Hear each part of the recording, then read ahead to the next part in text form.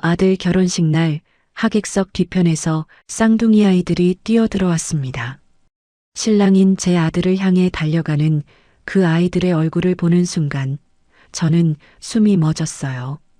30년 전 어린 시절 아들의 얼굴이 거기 있었습니다. 똑같은 눈, 똑같은 코, 똑같은 입술. 대체 이 아이들은 누구이고 왜 제 아들에게 나타난 걸까요? 사연 시작 전 구독과 좋아요를 눌러주시면 그곳에 축복이 가득하시기를 바라겠습니다. 안녕하세요. 저는 김영자라고 합니다. 올해로 68살이 되었어요. 평생을 남편 뒷바라지와 아들 키우는 데만 바쳤는데 아들 결혼식 날 제 인생이 송두리째 뒤집어질 줄은 꿈에도 몰랐습니다. 제 기막힌 이야기를 한번 들어봐 주시겠어요? 그날 새벽 5시였습니다. 청담동의 한 메이크업숍에서 저는 거울 앞에 앉아 있었어요. 차가운 조명이 제 얼굴을 가차없이 비추고 있었습니다. 28살에 시집와서 40년을 살았어요. 그 긴 세월이 고스란히 제 얼굴에 새겨져 있더군요. 이마에서 시작된 주름이 눈가를 타고 내려와 볼까지 깊은 골을 팠습니다. 입술 양옆으로는 팔자주름이 선명했어요. 메이크업 실장이 연신 파운데이션을 두드려 발랐지만 그건 마른 눈에 물 붓기와 다를 게 없었죠. 아무리 덧칠을 해도 주름 사이로 분가루가 끼어들었습니다. 그래도 오늘은 아들 결혼식 날이었어요. 저는 시어머니가 물려주신 비단 한복을 입고 있었습니다. 진달래빛 저고리에 감색 치마였어요. 수천만 원은 좋게 나가는 옷이었지만 거울에 비친 제 모습은 어쩐지 이 화려함과 어울리지 않았습니다. 마치 낡은 옷걸이에 명품 옷을 걸어놓은 것처럼 어색하기만 했어요. 그때 복도에서 남편의 고함 소리가 울려 퍼졌습니다. 내년 칠순 잔치 전초전이다. 내 아들 결혼식에 5점 하나라도 남기면 전원 해고야. 무룡이었습니다.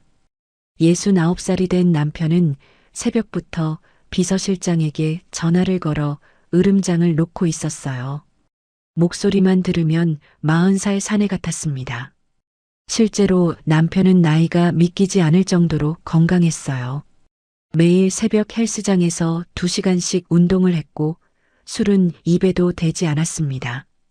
담배도 30살에 끊었어요. 지난주 건강검진 결과가 나왔을 때 남편은 의사 앞에서 가슴을 쫙 폈었죠. 헬스장에서 방금 펌핑한 것처럼 어깨를 으쓱거리면서요. 간 수치랑 혈압은 30살이래.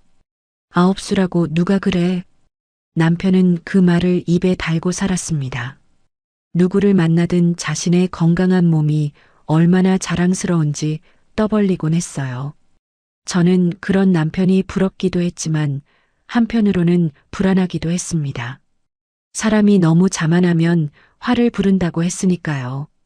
메이크업을 마치고 신랑 대기실로 갔습니다. 아들 진우가 거기 있었어요. 34살, 한창 빛나야 할 나이인데 아들의 얼굴은 새신랑 같지 않았습니다. 피부가 흑빛이었고 눈동자는 텅 비어 있었어요.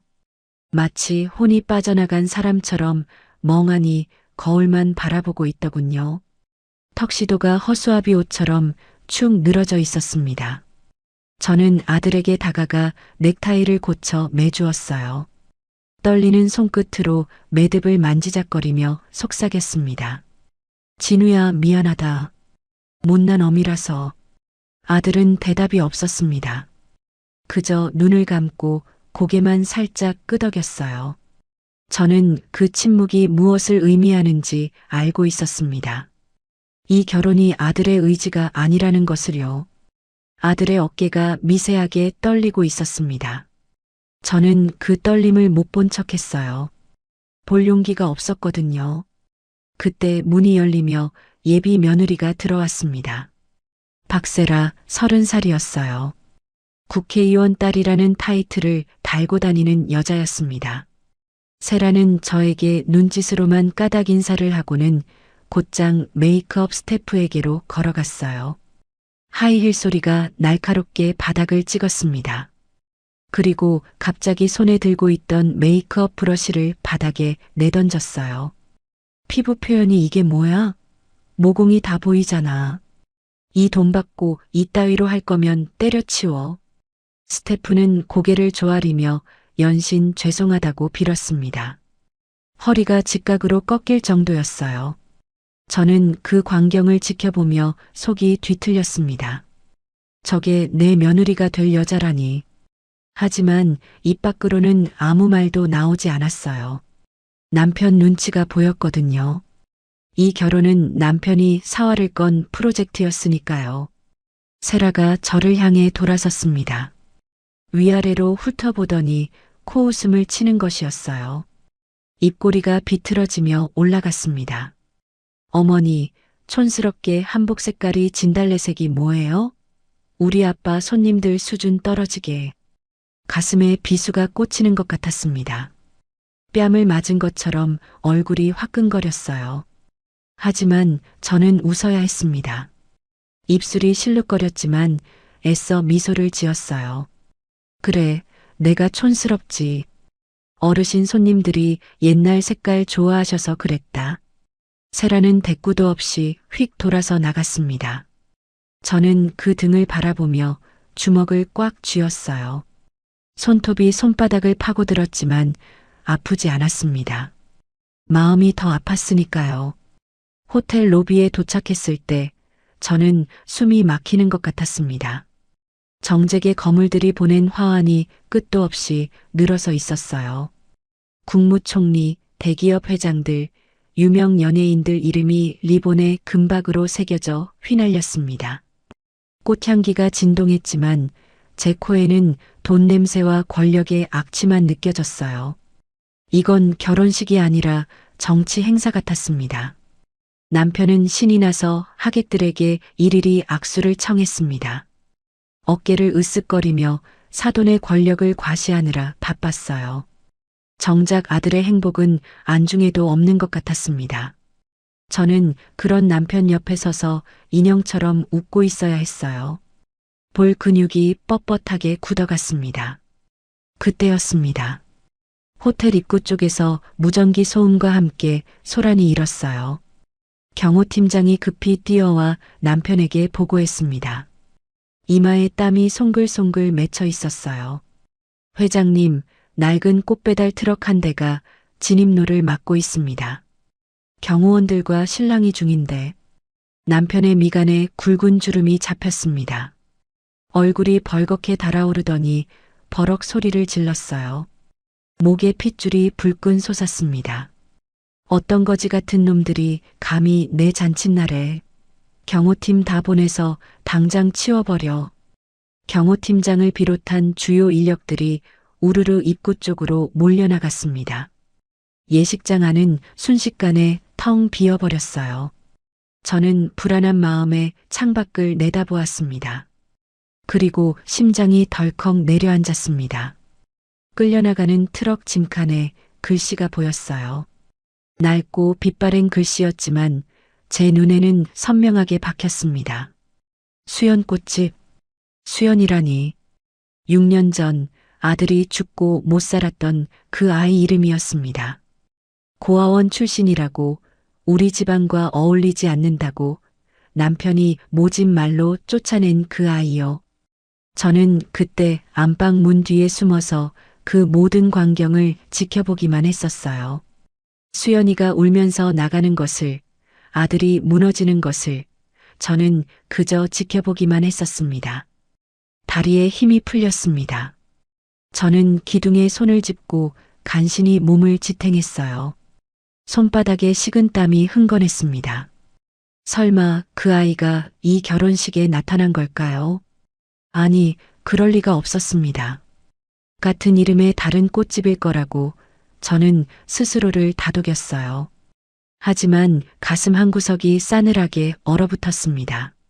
신부 대기실 쪽에서 숨막히는 대화가 들려왔습니다. 문틈으로 사돈과 남편의 목소리가 새어나왔어요. 사돈은 노골적으로 우리 집안의 현금 동원력만 탐내고 있었습니다. 우리 세라 시집 보내는 거 결혼 축의금만으로도 이익이야. 최 회장 인맥이면 정치자금 걱정 끝이지. 남편 역시 사돈의 정치적 배경만 계산하고 있었어요. 국회의원 사돈 두면 사업 인허가가 얼마나 수월해지겠어. 이번 재개발 사업은 따놓은 당상이야. 저는 그 대화를 들으며 속으로 비명을 질렀습니다. 이게 결혼이에요? 이건 거래지 결혼이 아니잖아요. 하지만 입 밖으로는 아무 말도 나오지 않았습니다. 저는 40년을 그렇게 살아왔어요. 입을 다물고 눈을 감고 남편 뒤에 숨어서요. 화장실 쪽에서 이상한 소리가 들렸습니다.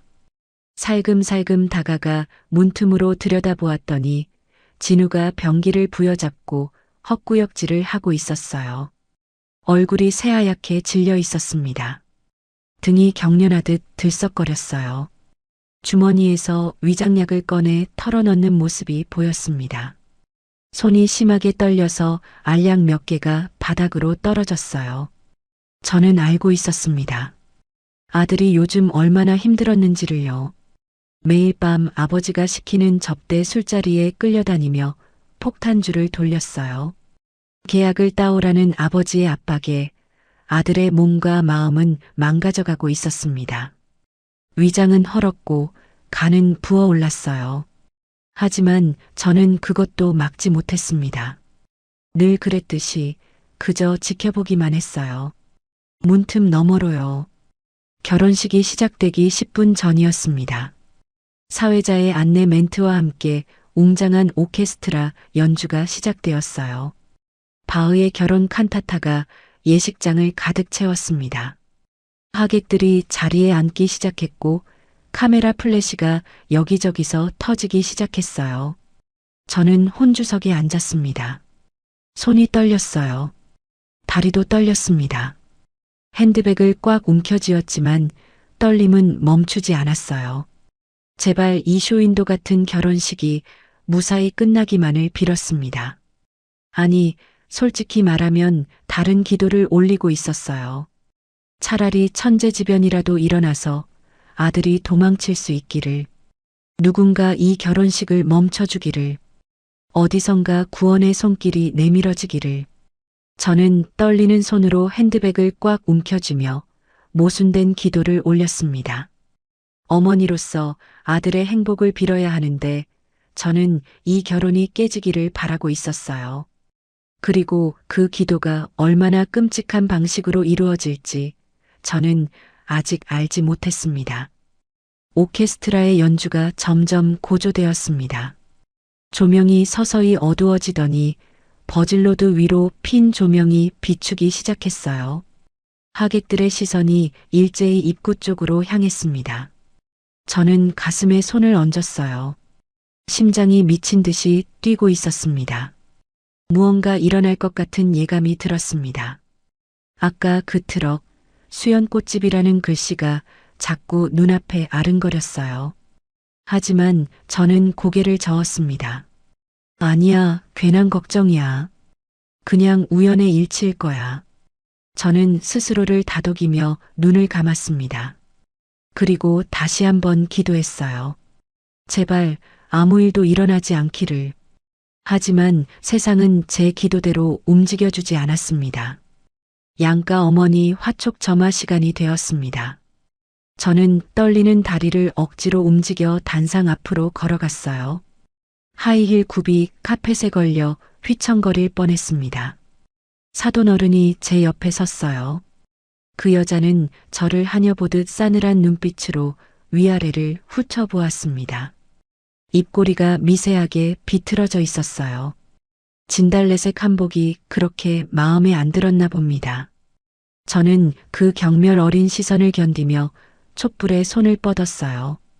손가락이 덜덜 떨려서 성냥불이 춤을 췄습니다. 3번이나 불이 꺼졌어요. 하객들 사이에서 웅성거리는 소리가 들렸습니다. 겨우 초에 불을 붙이고 제자리로 돌아왔을 때 등줄기가 땀으로 흥건했어요. 속치마가 살갗에 달라붙었습니다. 웅장한 팡파르가 울려 퍼졌습니다. 신랑 입장이었어요. 예식장 뒤편 문이 열리고 아들 진우가 모습을 드러냈습니다. 턱시도에 하얀 장미 부토니에를 달고 있었어요. 하객들이 일제히 고개를 돌렸습니다. 카메라 플래시가 쉴 새 없이 터졌어요. 하지만 제 눈에 들어온 것은 화려한 조명도 환호하는 하객들도 아니었습니다. 아들의 걸음걸이였어요. 마치 도살장에 끌려가는 소처럼, 로봇처럼 뻣뻣하게 한 발 한 발 내딛고 있었습니다. 눈동자에는 생기라고는 찾아볼 수 없었어요. 입술이 바짝 말라 갈라져 있었습니다. 하객들의 환호 소리가 제 귀에는 비명처럼 들렸습니다. 저는 두 손을 깍지 끼고 무릎 위에 올렸어요. 손톱이 손등을 파고들었습니다. 피가 날 것 같았지만 아프지 않았어요. 제발 무사히 끝나기만을. 제발. 신부 입장 음악이 바뀌었습니다. 맨델스존의 결혼 행진곡이 예식장을 가득 채웠어요. 조명이 입구 쪽으로 집중되었습니다. 스포트라이트가 환하게 빛났어요. 세라가 아버지 팔짱을 끼고 모습을 드러냈습니다. 수천만 원짜리 드레스가 조명 아래서 다이아몬드처럼 반짝거렸어요. 베일이 길게 늘어져 바닥에 끌렸습니다.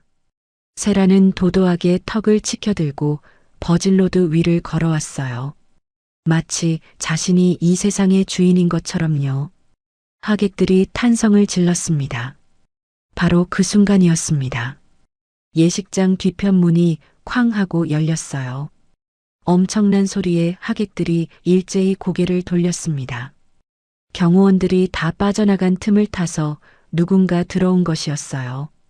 저는 반사적으로 자리에서 몸을 일으켰습니다. 작은 그림자 두 개가 버질로드 위로 뛰어들었습니다. 아빠, 아빠. 앳된 아이들의 외침이 웅장한 음악을 뚫고 울려 퍼졌습니다. 오케스트라 연주가 삐걱거리며 멈췄어요. 하객들이 일제히 술렁거렸습니다. 5살쯤 되어 보이는 쌍둥이 사내 아이 둘이었어요. 캡 모자를 푹 눌러 쓰고 있었습니다. 낡은 운동복 차림이었어요. 아이들은 버질로드 위를 전속력으로 달렸습니다. 작은 운동화가 빨간 카펫을 차며 탁탁 소리를 냈어요. 숨이 턱까지 차올라 헐떡거리고 있었습니다. 저는 숨이 멎는 것 같았습니다. 손으로 입을 막았어요. 아이들이 단상 근처까지 달려와 진우의 바지가랑이를 붙잡았어요. 두 손으로 꽉 매달렸습니다. 작은 손가락이 하얗게 질릴 정도로 힘을 주고 있었어요. 진우는 얼어붙은 채 아이들을 내려다보았습니다.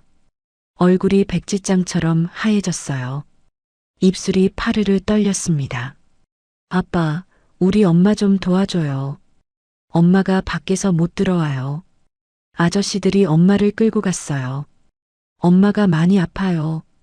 아이들이 울먹이며 외쳤습니다. 코끝이 빨갛게 물들어 있었어요.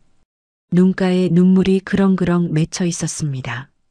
그 순간 한 아이가 고개를 들었어요. 모자챙 아래로 얼굴이 드러났습니다. 저는 그 자리에서 심장이 멈추는 줄 알았습니다. 눈매, 입술, 콧날. 어릴 적 내 아들 진우와 소름 끼치게 똑같았어요. 30년 전 앨범에서 튀어나온 것 같았습니다. 도톰한 아랫입술, 약간 치켜 올라간 눈꼬리, 오똑한 콧날까지 한치의 오차도 없이 똑같았어요. 저는 헉하며 가슴을 부여잡았습니다. 심장이 갈비뼈를 부술 듯이 쿵쾅거렸어요. 숨을 쉴 수가 없었습니다. 유전자의 힘을 확인한 순간이었어요. 저 아이들은 분명히 내 핏줄이었습니다. 남편 무룡의 얼굴이 불그락푸르락해졌습니다. 목에 핏줄이 불끈 솟아올랐어요. 관자놀이가 파르르 떨렸습니다. 지팡이를 들어 올리며 고함을 질렀어요. 저놈들 뭐야? 경호팀 뭐 하는 거야? 당장 끌어내.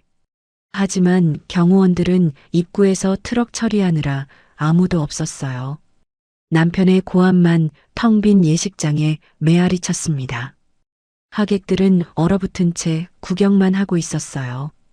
진우는 얼어붙은 채 아이들을 내려다보았습니다. 손이 부들부들 떨리고 있었어요. 너희들, 설마, 수연이가 말을 잇지 못했습니다. 6년 전 수연이 떠나던 날의 기억이 스치는 것 같았어요. 진우의 눈에 물기가 어렸습니다.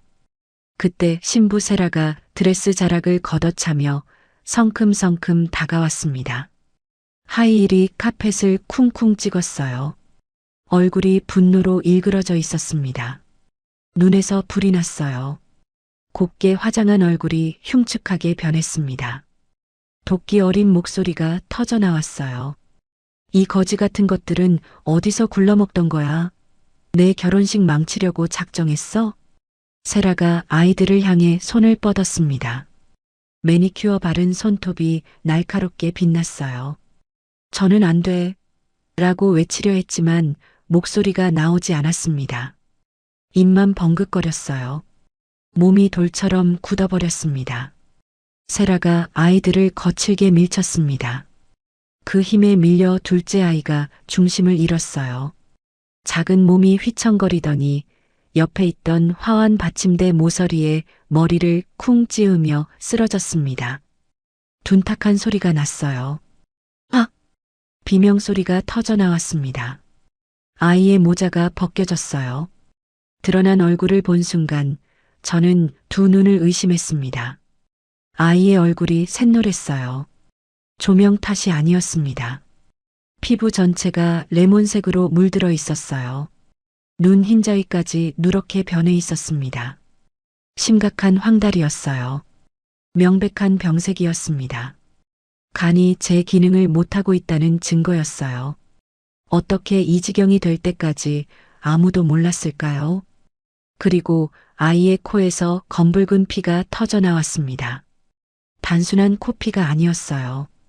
수도꼭지를 틀어놓은 것처럼 콸콸 쏟아졌습니다. 빨간 카펫 위로 핏방울이 뚝뚝 떨어졌어요. 아이가 손으로 코를 막았지만 손가락 사이로 피가 줄줄 흘러내렸습니다. 흰 셔츠가 순식간에 빨갛게 물들었어요. 멈출 기미가 전혀 없었습니다. 지혈이 안 되는 것이었어요. 식장은 순식간에 아수라장이 되었습니다. 하객들이 비명을 지르며 자리에서 벌떡 일어섰어요. 의자가 넘어가는 소리가 쿵쿵 울렸습니다. 기자들이 특종이라며 카메라를 들이밀었어요. 플래시가 미친 듯이 터졌습니다. 사도는 이게 무슨 개망신이야? 라며 얼굴을 붉혔어요. 세라는 피 묻은 드레스 자락을 보며 히스테릭하게 비명을 질렀습니다. 저는 자리에서 벌떡 일어났습니다. 다리가 후들거렸지만 몸이 먼저 움직였어요. 그때 예식장 문이 다시 열리며 한 여자가 뛰어들어왔습니다. 찢어진 옷차림에 머리카락이 산발되어 있었어요. 팔에는 멍자국이 나 있었습니다.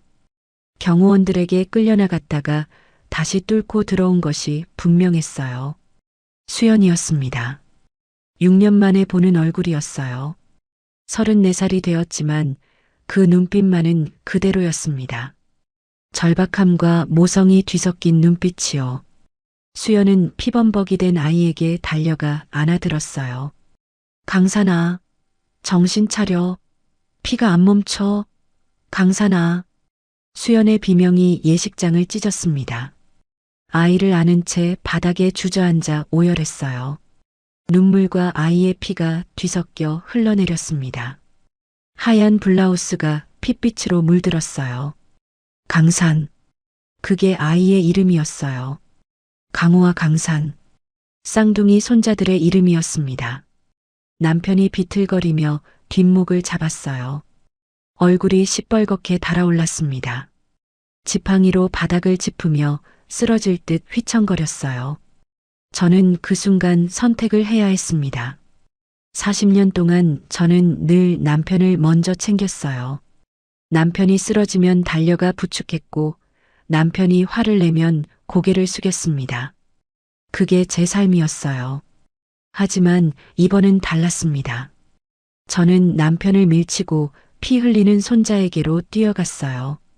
생전 처음 남편을 밀친 것이었습니다. 뒤에서 남편이 영자야 하고 외쳤지만 돌아보지 않았어요. 저는 바닥에 무릎을 꿇고 아이의 얼굴을 들여다보았습니다.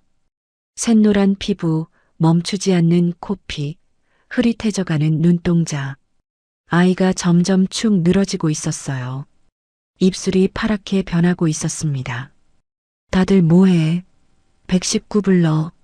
빨리. 난생 처음으로 제 입에서 고함이 터져 나왔습니다. 40년 동안 숨죽이며 살았던 제가요. 목이 찢어질 것 같았지만 상관없었어요. 누군가 허겁지겁 전화기를 꺼내 들었습니다. 아이의 작은 손이 제 손목을 붙잡았어요. 힘이 하나도 없었습니다. 차가웠어요. 아이가 흐릿한 눈으로 저를 올려다보았습니다. 할머니, 예요? 그 한마디에 제 심장이 무너져 내렸습니다. 할머니, 이 아이가 저를 할머니라고 불렀어요. 한 번도 만난 적 없는 손자가 피를 쏟으며 쓰러진 채로 저를 알아본 것이었습니다. 엄마가 사진을 보여줬을까요? 아니면 핏줄이 부르는 소리였을까요? 저는 아이의 손을 꽉 잡았어요. 눈물이 왈칵 쏟아졌습니다. 앞이 보이지 않았어요. 그래, 할머니야. 할머니가 왔어. 괜찮아, 괜찮을 거야. 제 목소리가 떨렸습니다. 괜찮다는 말이 거짓말인 것을 저도 알았어요. 아이의 상태가 심상치 않았습니다. 숨소리가 점점 거칠어지고 있었어요. 저 멀리서 구급차 사이렌 소리가 들려왔습니다. 제발, 제발 늦지 않기를. 구급차 안은 좁고 답답했습니다. 사이렌 소리가 귀를 찢을 듯이 울렸어요. 저는 강산이의 작은 손을 꼭 잡은 채 들건 옆에 쭈그리고 앉아 있었습니다. 아이의 맥박이 점점 희미해지고 있었어요. 심장 박동을 재는 기계에서 삐삐 소리가 불규칙하게 울렸습니다. 구급대원이 연신 아이의 상태를 체크하며 무전기로 뭔가를 외쳤어요. 의학 용어들이 쏟아졌지만 저는 하나도 알아들을 수가 없었습니다. 수연이 아이의 다른 손을 잡고 울고 있었어요. 피 묻은 손으로 아이의 뺨을 쓸어내리며 같은 말만 반복했습니다. 미안해, 엄마가 미안해. 강산아, 눈 떠. 제발 눈 떠. 진우는 구급차 구석에서 넋이 나간 채 앉아 있었어요. 아이의 차가운 손만 멍하니 내려다보고 있었습니다. 얼굴이 잿빛이었어요. 입술이 파르르 떨리고 있었지만 한마디도 하지 못했습니다. 아버지가 된다는 것이 무엇인지 그 무게를 처음으로 느끼는 것 같았어요. 응급실에 도착했습니다. 들것이 내려지자마자 의료진들이 우르르 달려왔어요. 하얀 가운들이 아이를 둘러쌌습니다. 간부전 의심 환자입니다. 응급 혈액 준비해요. 의사가 외쳤습니다. 간호사들이 분주하게 움직였어요. 주사 바늘이 아이의 작은 팔뚝에 꽂혔습니다. 수액줄이 연결되고 산소 마스크가 씌워졌어요. 아이는 눈을 감은 채 꼼짝도 하지 않았습니다. 작은 가슴만 가늘게 오르내렸어요. 저는 응급실 복도에 주저앉았습니다. 다리에 힘이 하나도 없었어요. 화려한 혼주 한복이 구겨지고 피가 묻어 있었습니다. 아까까지 결혼식장에 있었다는 게 믿기지 않았어요. 불과 1시간 전의 일인데 마치 다른 세상의 일 같았습니다. 그때 응급실 문이 벌컥 열리며 남편이 들어왔습니다. 뒤에는 사돈 부부와 세라가 따라왔어요. 세라의 드레스에는 핏자국이 선명했습니다. 얼굴이 분노로 일그러져 있었어요. 사돈이 남편에게 다가왔습니다. 손가락으로 남편의 가슴을 콕콕 찔렀어요. 최 회장, 결혼은 없던 일로 하겠네. 위자료 청구 소송 준비할 테니 각오하시게. 이건 명백한 사기 결혼이야. 사돈의 목소리가 응급실 복도에 쩌렁쩌렁 울렸습니다. 환자들과 보호자들이 일제히 고개를 돌렸어요. 남편은 굴욕감에 입술을 깨물었습니다. 입술 사이로 피가 배어 나왔어요. 세라가 제 앞으로 성큼성큼 다가왔습니다. 하이힐 소리가 날카롭게 바닥을 찍었어요. 그녀는 허리를 숙여 제 눈을 똑바로 들여다보았습니다. 어머니, 저런 더러운 핏줄 숨겨놓고 날 속여요? 수준 떨어져서 정말. 세라가 들고 있던 명품 핸드백으로 제 어깨를 툭 치고 갔습니다. 아팠어요. 하지만 저는 아무 말도 못하고 고개만 숙였습니다. 변명할 자격이 없었어요. 저도 몰랐으니까요. 아니, 알려고 하지 않았으니까요. 사돈 일가가 떠나고 나서 응급실이 조용해졌습니다. 남편은 벽에 기대선 채 거친 숨을 몰아쉬고 있었어요. 주먹을 꽉 쥐고 있었습니다. 담당 의사가 심각한 표정으로 나왔습니다. 손에 차트를 들고 있었어요. 안경 너머로 보이는 눈빛이 무거웠습니다. 보호자 되십니까? 저는 후다닥 일어섰어요.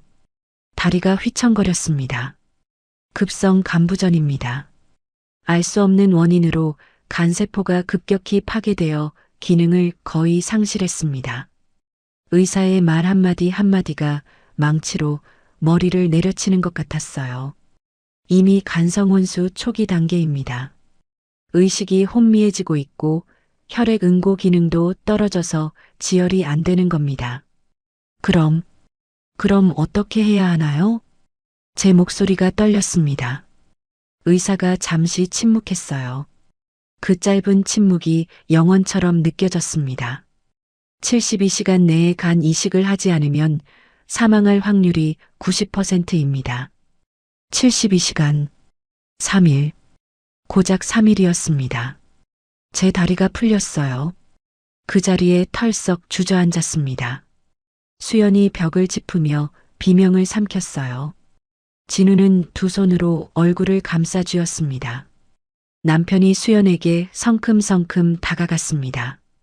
지팡이를 들어 올렸어요. 눈에 불이 켜져 있었습니다. 내가 감히 내 아들 인생 망치려고 작정했구나. 애 데리고 쉬어하면 내가 받아줄 줄 알았어? 이 꽃뱀 같은 년아. 저는 소스라치게 놀라 남편을 말렸습니다. 남편의 팔을 붙잡았어요.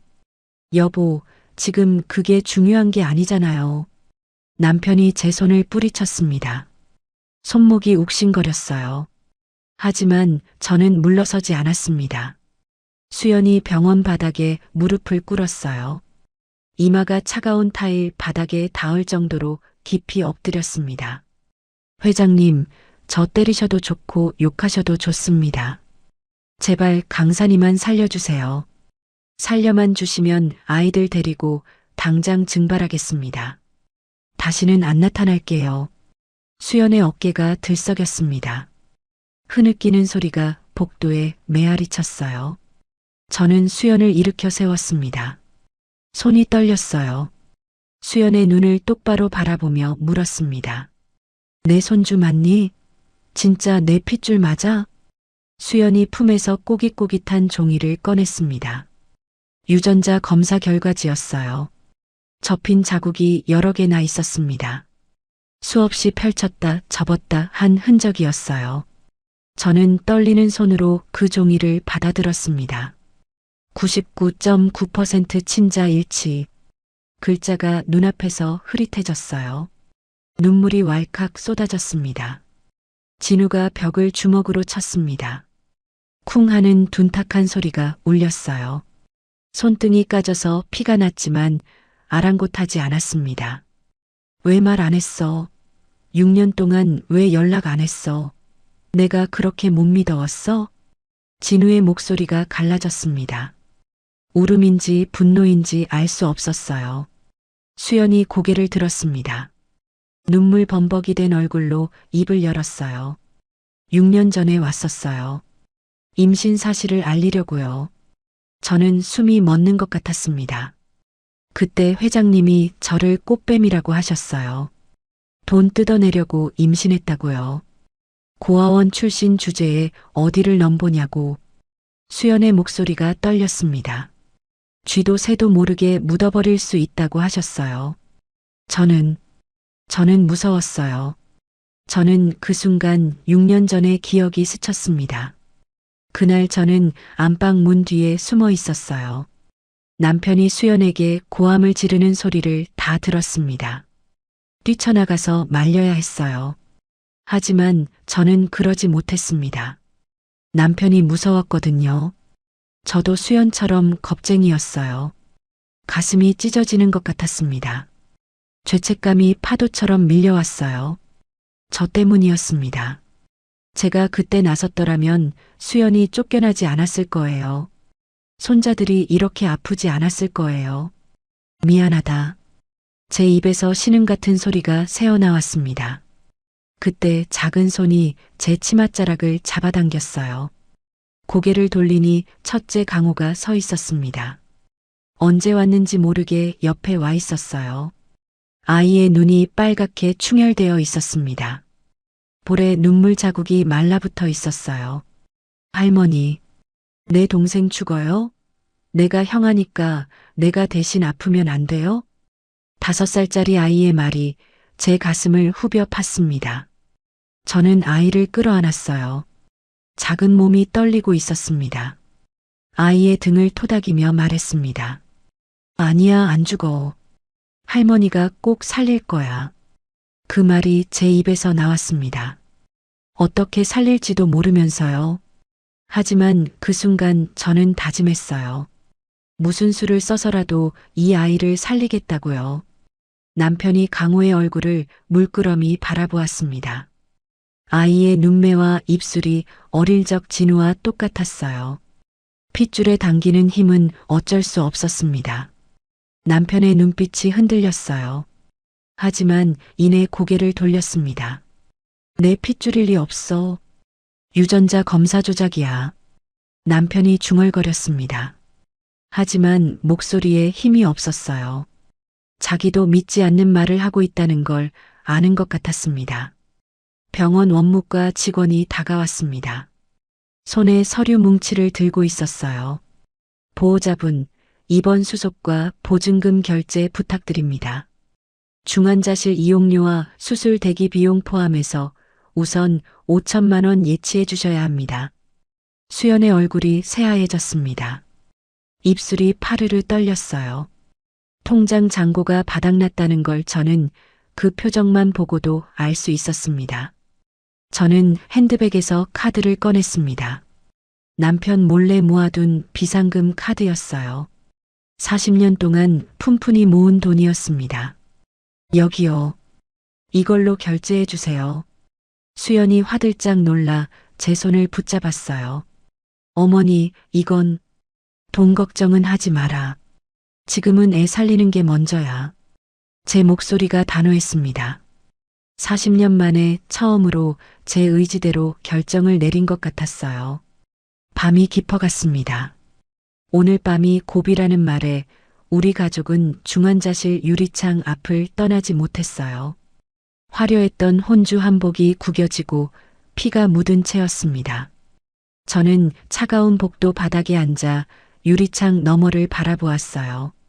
작은 아이가 수많은 관과 선에 연결된 채 누워 있었습니다. 가슴이 아팠어요. 저 아이가 내 손자라는 것이, 그리고 내가 그 아이를 6년 동안 모르고 살았다는 것이요. 새벽 3시 의사가 다시 나왔습니다. 저는 벌떡 일어섰어요. 온몸이 뻣뻣하게 굳어 있었습니다. 일단 고비는 넘겼습니다. 하지만 근본적인 치료 없이는 오래 버틸 수 없어요. 빨리 간 이식 공여자를 찾아야 합니다. 공여자. 그 단어가 머릿속에 박혔습니다. 누군가 간을 내줘야 한다는 뜻이었어요. 자기 몸의 일부를 떼어내서 아이에게 줘야 한다는 것이었습니다. 과연 누가 그 역할을 할 수 있을까요? 저는 유리창 너머 작은 아이를 바라보았습니다. 산소호흡기를 쓴 채 꼼짝도 않고 누워있는 모습이 눈에 밟혔어요. 제발 이 아이를 살릴 방법이 있기를. 저는 두 손을 모으고 간절히 빌었습니다. 다음 날 아침이 밝았습니다. 밤새 한숨도 못 잤어요. 병원 복도의 딱딱한 플라스틱 의자에서 꾸벅꾸벅 졸다 깨기를 반복했습니다. 허리가 끊어질 것 같았어요. 목도 뻣뻣하게 굳어서 고개를 돌릴 수가 없었습니다. 온몸이 납덩이처럼 무거웠어요. 하지만 그런 건 아무래도 좋았습니다. 중환자실 유리창 너머로 보이는 작은 아이만 신경 쓰였어요. 형광등 불빛 아래 창백하게 누워있는 모습이 자꾸 눈에 밟혔습니다. 아침 8시에 의료진 회의가 있었습니다. 담당 교수가 우리 가족을 상담실로 불렀어요. 좁은 방에 저와 남편, 진우, 수연이 빼곡히 앉았습니다. 창문도 없는 방이었어요. 공기가 무거웠습니다. 숨쉬기가 힘들었어요. 벽에 걸린 시계 초침 소리만 똑딱똑딱 울렸습니다. 담당 교수가 입을 열었어요. 흰 가운 주머니에서 펜을 꺼내 차트를 짚었습니다. 안경 너머 눈빛이 심각했어요. 소아 내사자 기증을 기다리기엔 시간이 너무 부족합니다. 가족 중에서 공여자를 찾는 게 가장 현실적인 방법이에요. 생체간 이식을 권유드립니다. 생체간 이식? 살아있는 사람의 간을 떼어내서 아이에게 옮겨 심는다는 뜻이었어요. 저는 심장이 철렁 내려앉았습니다. 손바닥에 식은 땀이 흥건하게 배어 나왔어요. 진우가 자리에서 벌떡 일어났습니다. 의자가 뒤로 밀리며 끼익 소리를 냈어요. 눈이 충혈되어 있었습니다. 밤새 울었던 것 같았어요. 볼에 눈물 자국이 얼룩져 있었습니다. 제가 하겠습니다. 제가 아빠니까 당연히 제가 해야죠. 제간 다 떼어주세요. 진우의 목소리가 떨렸지만 단호했습니다. 주먹을 꽉 쥐고 있었어요. 처음으로 유약한 아들이 아닌 아버지다운 모습을 본 것 같았습니다. 저는 가슴이 뭉클했어요. 동시에 두려웠습니다. 아들마저 수술대에 오른다고 생각하니 눈앞이 캄캄해졌어요. 수연도 손을 들었습니다. 얼굴이 창백했어요. 입술이 바짝 말라 있었습니다. 저도 검사받겠습니다. 재간이라도 쓸 수 있다면요. 의사가 고개를 끄덕였습니다. 곧바로 검사가 시작되었어요. 혈액 검사, 간 기능 검사, 복부 초음파, CT 촬영까지 몇 시간이 걸렸습니다. 저는 복도에서 서성거리며 결과를 기다렸어요. 손톱을 물어뜯다가 피가 났습니다. 손가락이 욱신거렸지만 아픈 줄도 몰랐어요. 오후 2시쯤 수연의 검사 결과가 먼저 나왔습니다. 담당 간호사가 안타까운 표정으로 고개를 저었어요. 어머니는 혈액형이 맞지 않습니다. 아이가 희귀 혈액형이라서요. A형은 공여가 불가능합니다. 수연의 얼굴이 새하얘졌습니다. 눈이 흔들렸어요. 입술이 파르르 떨렸습니다. 수연이 의사에게 매달렸어요. 무릎을 꿇을 기세였습니다. 재간이라도 억지로 껴맞추면 안 되나요? 제발이요. 저 엄만데 제가 낳은 앤데. 의사가 안타까운 표정으로 고개를 저었습니다. 한숨을 내쉬었어요. 혈액형이 다르면 이식해도 거부 반응이 일어납니다. 면역 체계가 세간을 적으로 인식해서 공격해요. 오히려 아이가 더 위험해집니다. 의학적으로 불가능합니다. 수연이 그 자리에 주저앉아 울었습니다. 어깨가 들썩거렸어요. 소리 없이 흐느꼈습니다. 저는 수연의 등을 쓸어주었어요. 손이 떨렸습니다. 무슨 말을 해줘야 할지 몰랐어요. 그때 남편이 병원장실에 전화를 걸고 있었습니다. 복도 끝에서 고함을 지르는 소리가 들렸어요. 목청이 찢어질 것 같았습니다. 돈은 얼마든지 줄 테니까 국내 최고 명의를 당장 헬기로 데려와. 내가 누군지 알아? 건설업계에서 최무룡 모르는 사람 없어. 저는 한숨이 나왔습니다. 돈으로 맞는 장기를 살 수는 없었어요. 남편은 아직도 그걸 모르는 것 같았습니다. 평생 돈으로 못 해결할 일이 없었으니까요. 오후 4시 진우의 검사 결과가 나왔습니다. 담당 교수가 심각한 표정으로 상담실 문을 열었어요. 저는 심장이 쿵쾅거렸습니다. 손을 깍지 끼고 비볐어요. 아드님 검사 결과가 나왔는데요. 교수가 차트를 펼쳤습니다. 숫자들이 빼곡히 적혀 있었어요. 빨간색으로 동그라미 쳐진 수치들이 눈에 들어왔습니다. 중증 지방간입니다. 알코올성 간 손상도 심하고요. 간 수치가 정상인의 5배가 넘습니다. 저는 귀를 의심했습니다. 숨이 턱 막혔어요. 공여 부적합 판정입니다. 이 상태로 간을 떼어내면 본인도 위험하고 이식받는 아이도 세간이 제대로 기능을 못합니다. 지방이 낀 간은 재생력이 떨어져요. 최악의 경우 공여자와 수혜자 둘 다 사망할 수 있습니다. 진우의 얼굴이 흙빛으로 변했습니다. 입술이 바들바들 떨렸어요. 고개를 푹 숙였습니다. 어깨가 축 처졌어요. 남편이 상담실로 들어왔습니다. 결과를 전해 듣더니 얼굴이 시뻘겋게 달아올랐어요. 관자놀이에 핏줄이 불끈 솟았습니다. 그리고 진우의 뺨을 세게 때렸어요. 찰싹하는 소리가 좁은 방 안에 울렸습니다. 이 한심한 놈아, 술을 얼마나 처마셨으면 자식 살릴 간 하나 관리를 못해. 내가 애비 자격이 있어? 진우는 맞은 뺨을 감싸지도 않았습니다. 빨갛게 부어오른 볼을 그대로 둔 채 서 있었어요. 눈에 눈물이 그렁그렁 맺혀 있었습니다.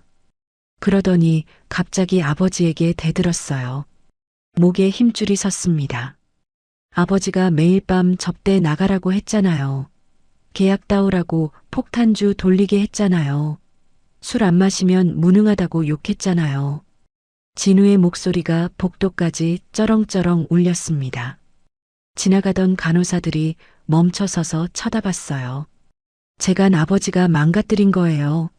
아버지가요. 저는 숨이 막혔습니다. 진우 말이 맞았어요. 남편이 아들을 술판으로 내몰았습니다. 40년 동안 저는 그걸 지켜보기만 했어요. 아들이 밤마다 술 냄새를 풍기며 들어와도 화장실에서 토하는 소리가 들려도 저는 모른 척 했습니다. 남편은 할 말을 잃은 듯 입을 다물었어요. 주먹을 부르르 떨었지만 더 이상 손을 올리지는 못했습니다. 처음으로 아들에게 반박을 당한 것 같았어요. 설상가상이었습니다. 정밀 검사 결과 아이의 혈액형이 다시 한번 확인되었어요. 희귀 혈액형, RH 음성 O형. 전 국민의 0.1%도 안 되는 혈액형이었습니다. 적합한 타인 공여자를 찾기가 하늘의 별 따기라고 했어요. 저는 혹시나 하는 마음에 검사를 받았습니다. 재간이라도 쓸 수 있다면 기꺼이 내놓을 생각이었어요. 68살 늙은 몸이지만 손자를 위해서라면 뭐든 할 수 있었습니다. 하지만 결과는 참담했어요. 어머니는 고혈압, 당뇨, 고지혈증이 있으셔서 수술 자체가 위험합니다. 전신마취 중 심장마비가 올 수도 있어요. 공여 부적합입니다. 저는 제 몸이 원망스러웠습니다. 늙고 병든 몸이 이렇게 쓸모없을 줄이야. 가슴을 쳤어요. 왜 진작 건강을 챙기지 않았을까요? 왜 당뇨약을 거르고 짜게 먹었을까요? 눈물이 볼을 타고 흘러내렸습니다. 아이의 상태가 급격히 악화되었습니다. 간성 혼수가 깊어져 경련을 일으키기 시작했어요. 작은 몸이 침대 위에서 덜덜 떨렸습니다.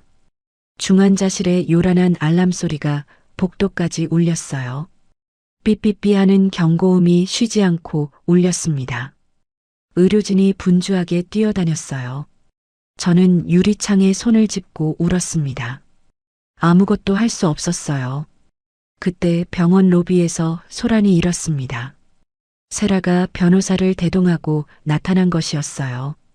하이힐 소리가 날카롭게 울렸습니다. 검은 정장을 입은 변호사가 서류 가방을 들고 따라왔어요. 세라는 우리 앞으로 성큼성큼 다가왔습니다. 파혼 위자료 50억 내놓으세요. 안 그러면 언론에 혼외자 스캔들 찌라시 쫙 뿌릴 거예요. 세라의 목소리가 차가웠습니다. 눈빛에 도끼가 서려 있었어요. 입꼬리가 비틀어져 있었습니다. 남편이 이를 악물었습니다. 턱에 힘이 들어갔어요. 돈 줄 테니까 당장 꺼져. 세라가 비웃었어요. 협박 아니에요. 이미 기자들한테 제보했거든요. 병원 로비에 연예부 기자들 진치고 있어요. 창밖을 보니 정말 기자들이 우르르 몰려와 있었습니다. 카메라를 들고 병원 입구를 지키고 있었어요. 저는 한숨이 나왔습니다. 그때 작은 손이 제 치맛자락을 잡아당겼습니다. 강호였어요. 아이가 언제 체열실 앞까지 왔는지 모르겠습니다. 간호사에게 팔을 내밀고 있었어요. 내간 가져가면 안 돼요? 나 밥 많이 먹어서 튼튼한데. 동생 살려주세요. 5살짜리 아이의 말이 제 가슴을 갈기갈기 찢었습니다. 저는 아이를 끌어안고 울었어요. 가족 모두가 절망에 빠져 있을 때 담당 교수가 조심스럽게 다가왔습니다. 손에 차트를 들고 뭔가 골똘히 생각하는 표정이었어요. 펜으로 차트를 톡톡 치며 물었습니다. 혹시 최무룡 회장님 혈액형이 정확히 어떻게 되시죠? 남편이 멈칫했습니다. 저도 고개를 들었어요. 왜 갑자기 남편 혈액형을 묻는 걸까요? 나 RH 음성 O형인데 왜 그걸 물어? 교수의 눈이 반짝였습니다. 차트를 다시 한번 확인하더니 고개를 끄덕였어요. 회장님, 손자분이랑 혈액형이 완전히 같으시네요. RH 음성 O형이요. 순간 공기가 멈춘 것 같았습니다. 심장이 쿵 하고 내려앉았어요. 모든 시선이 남편에게 쏠렸습니다. 수연이 숨을 들이켰어요. 진우가 고개를 번쩍 들었습니다. 남편의 얼굴이 굳어졌습니다. 입술이 파르르 떨렸어요. 저는 남편의 눈 속에서 무언가가 흔들리는 것을 보았습니다. 두려움인지 당혹감인지 알 수 없었어요. 남편은 평소에 자신이 특별한 피를 가졌다고 자랑하곤 했습니다. 희귀 혈액형이라 헌혈도 못한다고, 그래서 더 귀한 몸이라고요. 그 희귀한 혈액형이 이제 손자를 살릴 유일한 열쇠가 된 것이었어요. 아이러니했습니다. 교수가 조심스럽게 말을 이었습니다. 회장님께서 공여 검사를 받아보시면 어떨까요? 혈액형이 일치하니 가능성이 있습니다. 남편은 아무 말도 하지 않았습니다. 그저 굳은 표정으로 서 있기만 했어요. 저는 남편의 손이 미세하게 떨리고 있는 것을 보았습니다. 담당 교수가 남편에게 검사를 강력히 권유했습니다. 남편은 잠시 망설이더니 고개를 끄덕였어요. 검사를 받겠다고 했습니다. 하지만 저는 남편의 지팡이를 쥔 손이 미세하게 떨리는 것을 눈치챘어요. 손가락 마디가 하얗게 질릴 정도로 힘이 들어가 있었습니다. 뭔가 이상했어요. 긴급 검사가 진행되었습니다. 혈액 검사, 간 기능 검사, 복부 CT 촬영까지 몇 시간이 걸렸어요. 저는 검사실 앞 복도에서 서성거렸습니다. 앉았다 일어섰다를 반복했어요. 손을 비비고 또 비볐습니다. 제발 남편 간이 괜찮기를. 제발 이 노인네 몸이 손자를 살릴 수 있기를. 마음속으로 수없이 빌었어요. 오후 5시 결과가 나왔습니다. 담당 교수가 상담실로 우리를 불렀어요. 교수의 표정이 밝았습니다. 저는 심장이 쿵쾅거렸어요. 기적입니다. 69살이신데 간 상태가 30대 수준이에요. 지방간도 없고 간 수치도 완벽합니다. 교수가 CT 사진을 보여주었어요. 남편의 간이 화면에 떴습니다. 깨끗하고 건강한 모양이었어요. 혈액형도 완벽하게 일치하고 간 크기도 적합합니다. 공여가 가능합니다. 저는 두 손을 모으고 눈을 감았어요. 감사했습니다. 남편이 평생 술을 입에 대지 않고 운동만 한 보람이 있었어요. 그 건강한 간이 손자를 살릴 수 있게 된 것이었습니다. 하지만 남편은 선뜻 수술하겠다는 말을 하지 않았어요. 얼굴이 창백해져 있었습니다. 입술이 파르르 떨렸어요. 잠깐 화장실 좀. 남편이 자리를 피했습니다. 지팡이를 짚은 걸음이 휘청거렸어요. 저는 이상한 느낌이 들었습니다. 평소 같으면 큰 소리 뻥뻥 치면서 당장 하겠다고 나섰을 텐데요. 저는 남편을 따라갔습니다. 화장실 앞에서 발걸음을 멈췄어요. 문이 살짝 열려 있었습니다. 안에서 이상한 소리가 들렸어요. 헛구역질 소리였습니다. 저는 문틈으로 안을 들여다보았어요. 남편이 세면대를 붙잡고 있었습니다. 어깨가 들썩거렸어요. 거울에 비친 남편의 얼굴은 새하얗게 질려 있었습니다. 입술이 파랗게 변해 있었어요. 그리고 남편의 입에서 신음 같은 소리가 새어나왔습니다. 무서워. 죽기 싫어. 저는 심장이 덜컥 내려앉았습니다.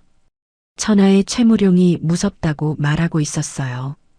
건설업계의 불도저라 불리던 남자가 공포에 떨고 있었습니다. 저는 그제야 깨달았어요. 남편이 왜 망설이는지를요. 40년 전의 일이 떠올랐습니다. 그때 남편은 건설 현장 붕괴 사고를 당했어요. 철근 더미에 깔려 3일간 갇혀 있었습니다. 어둡고 좁은 공간에서 죽음의 공포와 싸웠어요. 구조되었을 때 남편은 반쯤 미쳐 있었습니다. 수차례 수술을 받았어요. 그때부터 남편은 병원 냄새만 맡아도 식은땀을 흘렸습니다. 수술실 조명, 마취 냄새, 좁은 공간. 그 모든 것이 남편에게 트라우마였어요. 저는 그때 매일 병원에서 남편 곁을 지켰습니다. 남편이 악몽에 시달리며 비명을 지를 때마다 손을 잡아주었어요. 제발 살려달라고 빌었습니다. 그리고 남편은 살아났어요. 저는 화장실 문 앞에서 한 발짝 물러섰습니다. 가슴이 아팠어요. 남편의 공포를 이해할 수 있었습니다. 하지만 저 안에 죽어가는 손자가 있었어요. 남편이 화장실에서 나왔습니다. 얼굴에 물기가 묻어 있었어요. 세수를 한 모양이었습니다. 저와 눈이 마주쳤어요. 남편은 잠시 당황한 표정을 지었다가 이내 얼굴을 굳혔습니다. 그때 진우가 달려왔습니다. 남편 앞에 무릎을 꿇었어요. 이마가 바닥에 닿을 정도로 깊이 엎드렸습니다. 아버지, 한 번만 살려주세요. 제가 평생 아버지 개처럼 살게요. 회사도 시키는 대로 다 할게요. 제발이요. 진우의 어깨가 들썩거렸습니다. 흐느끼는 소리가 복도에 울렸어요. 남편은 아들을 내려다보았습니다. 입술이 실룩거렸어요. 뭔가 말하려다 멈추기를 반복했습니다. 그러더니 갑자기 버럭 소리를 질렀어요. 나보고 죽으란 소리냐? 이 늙은 게 수술받다 잘못되면 너희들이 책임질 거야? 나 아직 할 일 많아. 남편이 지팡이로 바닥을 쾅 내리쳤습니다. 그리고 휙 돌아서 복도 끝으로 걸어갔어요. 뒷모습이 흔들렸습니다. 저는 알았어요. 저게 본심이 아니라는 것을요. 남편은 무서운 것이었습니다. 죽음이 무서운 것이었어요. 하지만 그 공포를 인정하기 싫어서 화를 내는 것이었습니다. 밤이 깊었습니다. 저는 병원 옥상으로 올라갔어요. 남편이 거기 있을 것 같았습니다. 예감이 맞았어요.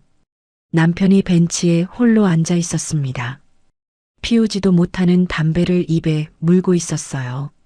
라이터만 만지작거리고 있었습니다. 손이 덜덜 떨려서 불을 붙이지도 못하는 것 같았어요. 저는 남편 옆에 앉았습니다. 아무 말도 하지 않았어요. 차가운 밤바람이 불었습니다. 머리카락이 휘날렸어요. 멀리 서울 시내의 불빛이 반짝거렸습니다.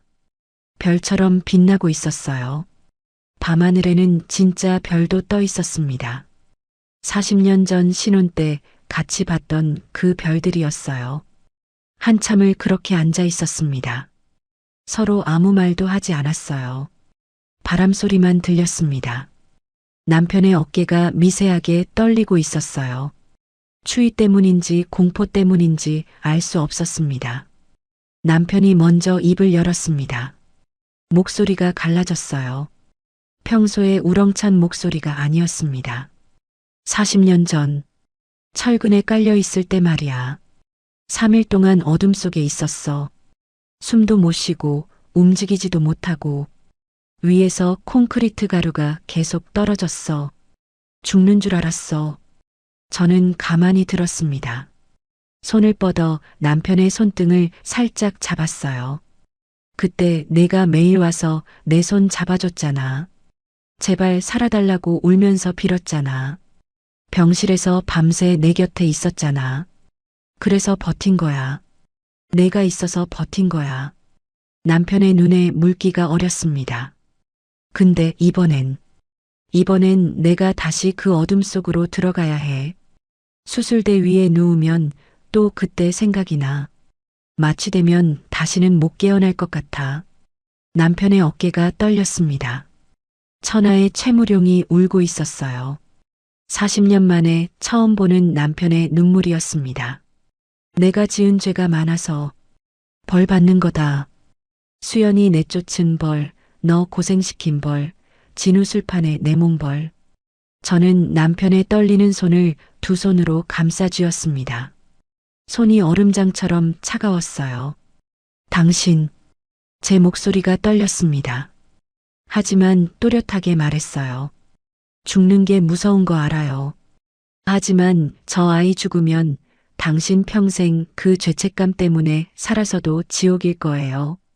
남편이 고개를 들었습니다. 눈가가 붉었어요. 40년 전에 당신 살려달라고 빌었던 내 기도, 이번엔 당신이 들어줘요. 당신 간으로 손자 살리면 그동안 지은 죄 다 씻는 거예요. 당신이 돈 버는 기계가 아니라 진짜 가장이 되는 거예요. 남편은 아무 말도 하지 않았습니다. 고개를 떨구고 한참을 그렇게 앉아 있었어요. 그때 휴대폰이 울렸습니다. 중환자실에서 온 전화였어요. 저는 후다닥 받았습니다. 보호자분, 빨리 내려오세요. 화나가 심정지가 왔습니다. 저는 숨이 멎는 것 같았어요. 남편과 함께 계단을 뛰어내려갔습니다. 중환자실 앞은 아수라장이었어요. 의료진들이 강산이 침대 주위에 몰려 있었습니다. 심폐소생술을 하고 있었어요. 작은 가슴을 쿵쿵 눌렀습니다. 기계에서 경고음이 미친 듯이 울렸어요. 제세동기 준비. 의사가 외쳤습니다. 전기 충격이 가해졌어요. 아이의 작은 몸이 튀어올랐습니다. 저는 유리창에 매달려 울었습니다. 제발, 제발. 수연은 바닥에 주저앉아 오열했어요. 진우는 벽에 머리를 박으며 괴로워했습니다. 1분이 지났어요. 2분이 지났습니다. 시간이 영원처럼 느껴졌어요. 그때 기계에서 규칙적인 소리가 들리기 시작했습니다. 삐삐, 삐삐. 심장 박동이 돌아온 것이었어요. 맥박 돌아왔습니다. 간호사가 외쳤어요. 저는 그 자리에 털썩 주저앉았습니다. 온몸에 힘이 풀렸어요.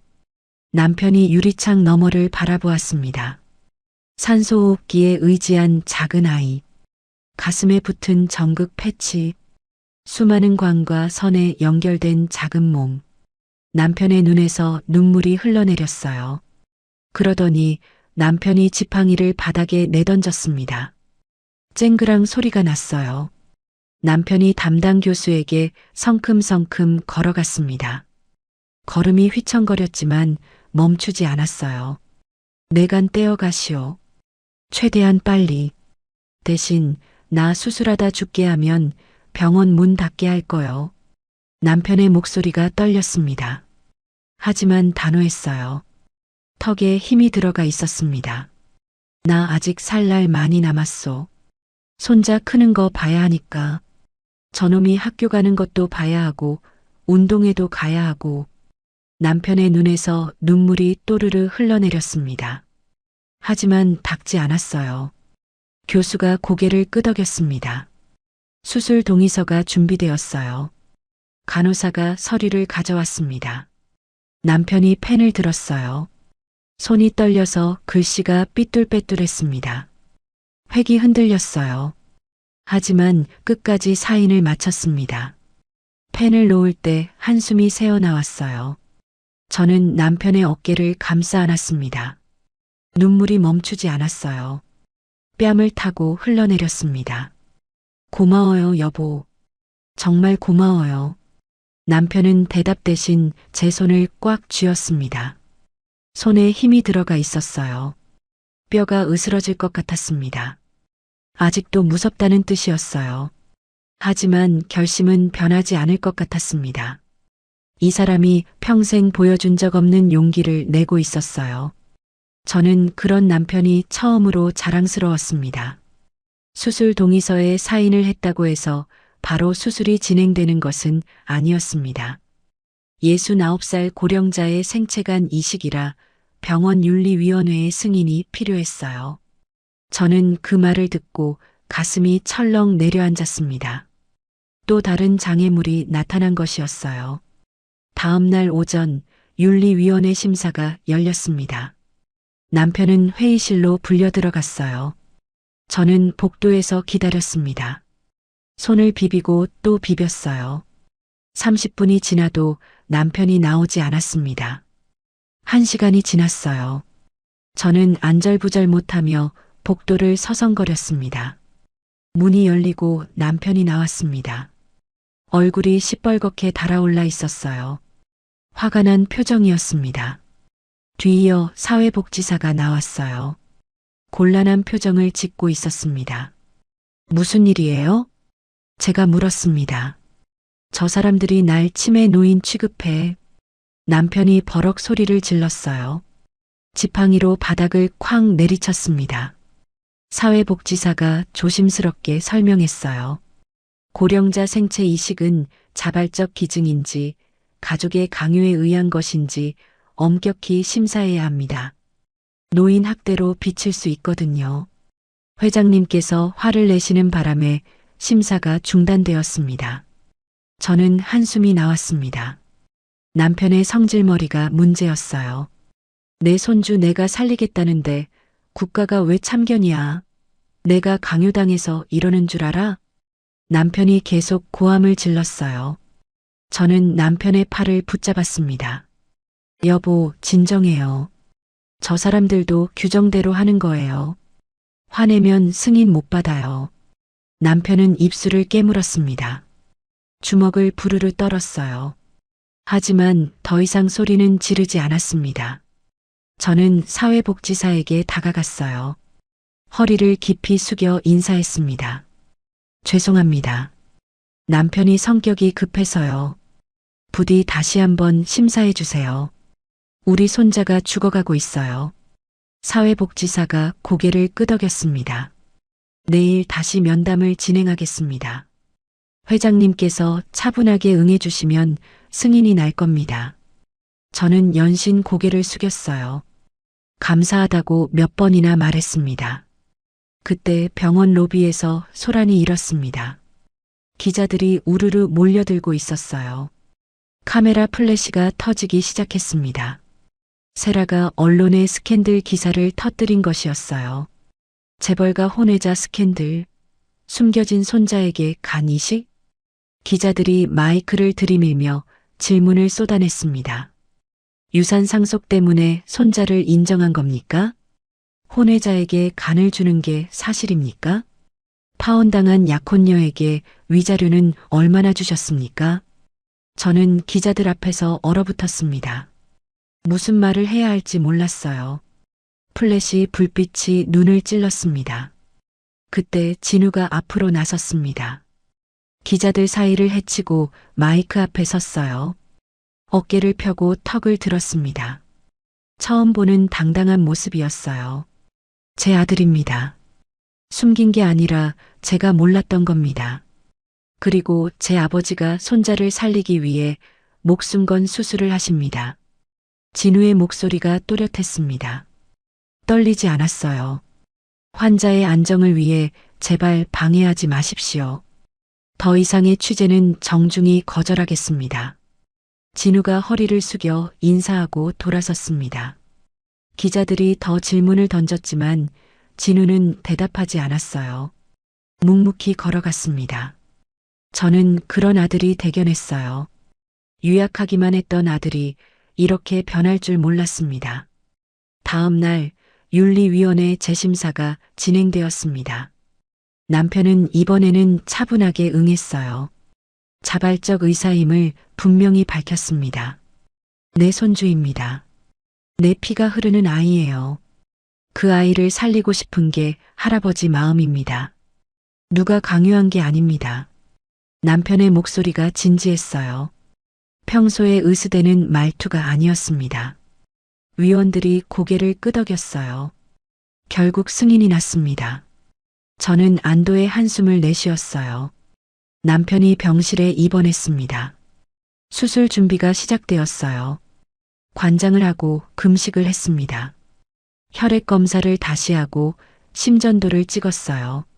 남편의 신경이 극도로 예민해졌습니다. 간호사가 주사를 놓으러 오면 짜증을 부렸어요. 밥을 못 먹으니 더 예민해졌습니다. 평소 양복만 입던 건장한 남편이 환자복을 입으니 달라 보였어요. 줄무늬 환자복이 남편의 어깨를 더 좁아 보이게 했습니다. 링거를 꽂으니 순식간에 힘없는 노인처럼 보였어요. 팔뚝에 꽂힌 바늘이 유난히 크게 보였습니다. 저는 그 모습에 가슴이 아렸어요. 이 사람이 내일 수술대에 오르는구나. 배를 가르고 간을 떼어내는구나. 생각만 해도 눈물이 났습니다. 그때 병실 문이 살짝 열렸습니다. 작은 얼굴이 빼꼼 내밀었어요. 강호였습니다. 손에는 꼬깃꼬깃한 편지와 낡은 로봇 장난감이 들려 있었어요. 아이가 쭈뼛쭈뼛 들어왔습니다. 할아버지. 강호가 작은 목소리로 불렀어요. 남편이 고개를 돌렸습니다. 이거 줄게요. 내 동생 살려주세요. 아프게 해서 미안해요. 할아버지 아프지 마요. 강호가 로봇 장난감을 남편 침대에 올려놓았어요. 아이가 제일 아끼던 장난감이었습니다. 팔 하나가 떨어져 나간 낡은 로봇이었지만 강호에게는 보물이었어요. 남편의 눈이 흔들렸습니다. 입술이 실룩거렸어요. 남편이 강호에게 손짓했습니다. 이리 와. 올라와 봐. 강호가 침대 위로 올라갔어요. 남편이 어색하게 아이를 안았습니다. 평생 아이를 안아본 적이 없는 사람처럼 뻣뻣했어요. 하지만 따뜻했습니다. 남편의 눈시울이 붉어졌어요. 할아버지 안 아파. 내 동생 내가 꼭 데려올게. 걱정 마. 남편의 목소리가 떨렸습니다. 저는 눈물이 왈칵 쏟아졌어요. 저녁 때 수연이 직접 끓인 미음을 가져왔습니다. 조심스럽게 남편에게 숟가락을 떠서 입에 가져다 주었어요. 아버님, 죄송해요. 면목이 없습니다. 수연의 손이 떨렸습니다. 남편은 아무 말 없이 미음을 받아 먹었어요. 숟가락이 입에 닿을 때마다 묵묵히 삼켰습니다. 그릇을 다 비우고 나서 투덜거렸어요. 간이 싱겁다. 퇴원하면 제대로 된 밥상 차려와. 투덜대는 말투였지만 수연을 받아들인다는 뜻이었어요. 수연의 눈에서 눈물이 흘러내렸습니다. 밤이 깊었습니다. 남편은 잠을 이루지 못했어요. 천장만 멍하니 바라보고 있었습니다. 저는 침대 옆 보호자용간이 침대에 누워 있었어요. 영자야. 남편이 저를 불렀습니다. 목소리가 낮았어요. 응, 나 잘못되면 말이야. 저는 벌떡 일어나 앉았습니다. 재수 없는 소리 말아요. 들어. 나 잘못되면 회사 지분은 진우한테 다 넘기고 너는 시골 가서 텃밭이나 가꾸며 편하게 살아라. 남편의 목소리가 떨렸어요. 고생만 시켜서 미안하다. 40년 동안 내 뒤치다꺼리만 하느라 내 인생이 없었잖아. 저는 남편의 손을 꽉 잡았습니다. 눈물이 볼을 타고 흘러내렸어요. 재수 없는 소리 말라고요. 당신 안 죽어. 내가 안 놔줄 거야. 남편이 희미하게 웃었습니다. 처음 보는 부드러운 미소였어요. 그때 마취가 의사가 병실로 들어왔습니다. 수술 전 설명을 하러 온 것이었어요.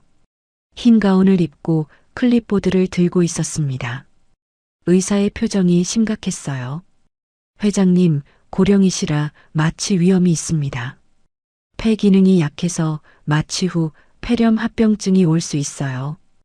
회복 기간도 젊은 사람보다 오래 걸립니다. 남편의 얼굴이 굳어졌습니다. 손이 이불을 움켜쥐었어요. 심한 경우 마취에서 깨어나지 못할 수도 있습니다. 수술 중 출혈이 많으면 심장에 무리가 갈 수 있고요. 그래도 수술 진행하시겠습니까? 남편의 입술이 파르르 떨렸어요. 저는 남편의 손을 더 꽉 쥐었습니다. 차가운 손이었어요. 하겠소. 남편이 대답했습니다. 목소리가 갈라졌지만 단호했어요. 의사가 동의서에 추가 서명을 받고 나갔습니다. 의사가 나가고 남편은 이불을 머리끝까지 뒤집어 썼습니다. 이불 속에서 거친 숨소리가 들렸어요. 무서워서 떨고 있는 것이었습니다. 저는 밤새 그 이불 위를 토닥여 주었어요. 아무 말도 하지 않았습니다. 그냥 곁에 있어 주었어요. 새벽 5시 수술실로 이동하는 시간이 되었습니다. 창밖은 아직 어두웠어요. 간호사들이 이동 침대를 가져왔습니다.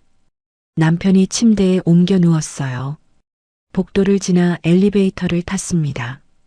형광등 불빛이 차갑게 비쳤어요. 수술실 앞까지 제가 함께 갔습니다. 진우와 수연도 따라왔어요. 수술실 문 앞에서 멈춰야 했어요. 보호자는 더 이상 들어갈 수 없었습니다. 빨간 불이 켜진 수술실 문이 앞에 있었어요. 남편이 제 손을 잡았습니다. 뼈가 으스러질 정도로 꽉 쥐었어요. 손가락 마디가 하얗게 질렸습니다. 영자야. 남편의 눈에 눈물이 그렁그렁 맺혀 있었어요. 목소리가 떨렸습니다. 나 무섭다. 작은 속삭임이었습니다. 천하의 최무룡이 아내에게 무섭다고 말하고 있었어요. 40년을 같이 살면서 한 번도 들어본 적 없는 말이었습니다. 저는 남편의 손을 두 손으로 감싸 쥐었어요. 따뜻하게 녹여주고 싶었습니다. 괜찮아요. 내가 여기서 기다릴게요. 당신 나올 때까지 안 움직일 거예요. 40년 전에도 그랬잖아요. 이번에도 그럴 거예요. 남편이 고개를 끄덕였습니다. 눈물 한 방울이 볼을 타고 흘러내렸어요. 수술실 문이 열리고 남편이 안으로 들어갔습니다. 문이 스르륵 닫혔어요. 남편의 모습이 사라졌습니다. 저는 그 자리에 서서 닫힌 문을 바라보았습니다. 다리에 힘이 풀렸어요. 벽에 기대어 주저앉았습니다. 두 손을 모으고 기도했어요. 제발 두 사람 다 살려주세요. 남편도 손자도. 제발이요. 오전 7시 강산이가 먼저 수술실로 들어갔습니다. 작은 몸에 수많은 관이 연결되어 있었어요. 산소 마스크를 쓰고 수액줄이 팔에 꽂혀 있었습니다. 심전도 패치가 가슴에 붙어 있었어요. 간호사들이 이동 침대를 밀고 갔습니다. 저는 유리창 너머로 그 모습을 지켜보았어요. 작은 발이 이불 밖으로 삐져나와 있었습니다. 새끼손가락만 한 발가락들이었어요. 5살짜리 아이가 이렇게 큰 수술을 받는다니 가슴이 찢어지는 것 같았습니다. 수연이 유리창에 매달려 울었습니다. 손바닥으로 유리를 쳤어요. 손자국이 선명하게 남았습니다. 강산아, 엄마 여기 있어. 힘내, 알았지? 아이는 이미 마취가 시작되어 눈을 감고 있었습니다. 대답할 수 없었어요. 수연의 울음소리가 복도에 메아리 쳤습니다. 강호가 엄마 치마를 붙잡고 함께 울었어요. 이어서 남편이 들어갔습니다. 수술실 문이 열리기 직전 남편이 진우에게 엄지를 치켜 세워 보였어요. 괜찮다는 신호였습니다. 하지만 손이 떨리고 있었어요. 진우가 아버지 하고 외치며 울음을 터뜨렸습니다. 문이 닫혔어요. 수술 대기실 전광판에 붉은 불이 들어왔습니다. 수술 중 그 두 글자가 눈에 박혔어요. 길고 긴 기다림이 시작되었습니다. 저는 대기실 구석에 앉았어요. 플라스틱 의자가 딱딱했습니다. 하지만 그런 건 느껴지지 않았어요. 시계 초침 소리가 천둥처럼 크게 들렸습니다. 똑딱똑딱. 1초가 1분처럼, 1분이 1시간처럼 느껴졌어요. 저는 품속에서 염주를 꺼냈습니다. 평소에 믿지도 않던 부처님이었어요. 하지만 지금은 뭐라도 붙잡고 싶었습니다. 염주알을 하나하나 굴리며 빌었어요. 부처님, 하느님, 조상님, 아무나 좋으니 제발 두 사람 다 살려달라고요. 수술 4시간이 지났습니다. 점심시간이 훌쩍 넘었어요. 아무도 밥을 먹지 않았습니다. 먹을 수가 없었어요. 물 한 모금도 목에 넘어가지 않았습니다. 그때 수술실 문이 벌컥 열렸어요. 간호사가 다급하게 뛰어나왔습니다. 얼굴이 상기되어 있었어요. 보호자분, RH 음성 O형 혈액팩이 부족합니다. 출혈이 생각보다 많아요. 저는 심장이 덜컥 내려앉았습니다. 희귀 혈액형이라 병원에 재고가 많지 않았어요. 진우가 벌떡 일어났습니다. 소매를 걷어붙이며 외쳤어요. 제 피라도 뽑으세요. 저 O형이에요. RH는 양성이지만 긴급하면 쓸 수 있잖아요. 간호사가 고개를 저었습니다. RH가 다르면 위험합니다. 지금 혈액원에서 긴급 수배 중이에요. 저는 두 손을 모으고 빌었어요. 제발, 제발. 피가 제때 도착하기를. 15분이 지났습니다. 영원처럼 긴 시간이었어요. 드디어 혈액원에서 급송된 혈액팩이 도착했습니다. 간호사가 아이스박스를 들고 수술실로 뛰어들어갔어요. 저는 그제야 숨을 쉴 수 있었습니다. 가슴을 쓸어내렸어요. 수술 8시간이 지났습니다. 해가 뉘엿뉘엿 지고 있었어요. 창밖이 주황빛으로 물들었습니다. 노을이 병원 복도까지 비쳐 들어왔어요. 대기실에는 우리 가족만 남아 있었습니다. 다른 환자 보호자들은 다 돌아갔어요. 우리만 꼼짝 않고 앉아 있었습니다. 집도이가 잠시 나왔습니다. 수술복이 땀에 젖어 색이 변해 있었어요. 등에 땀 자국이 선명했습니다. 마스크를 내리고 말했어요. 목소리가 지쳐 있었습니다. 간 분리는 잘 됐습니다. 회장님 간을 아이에게 연결하는 중이에요. 저는 고개를 끄덕였어요. 조금은 안심이 되었습니다. 그런데 회장님 혈압이 불안정합니다. 고령이라 혈관이 약해서 지혈에 시간이 걸려요. 조금 더 지켜봐야 합니다. 가슴이 또 철렁 내려앉았어요. 남편이 위험하다는 뜻이었습니다. 저는 입술을 깨물었어요. 내가 남편을 수술대로 내몬 건 아닐까? 죄책감이 밀려왔습니다. 의사가 다시 수술실로 들어갔어요. 대기실 분위기가 얼어붙었습니다. 아무도 말을 하지 않았어요. 침묵이 무거웠습니다. 진우가 제 옆에 앉았어요. 제 손을 잡았습니다. 손이 차가웠어요. 어머니, 괜찮으실 거예요. 아버지 강하시잖아요. 진우의 목소리가 떨렸습니다. 위로인지 자기 최면인지 알 수 없었어요. 수연이 다가와 제 다른 손을 잡았어요. 아무 말도 하지 않았습니다. 그냥 손을 잡아주었어요. 따뜻했습니다. 우리는 그렇게 손을 맞잡고 앉아 있었어요. 비로소 우리가 진짜 가족이 되어가고 있다는 것을 느꼈습니다. 수술 10시간이 지났습니다.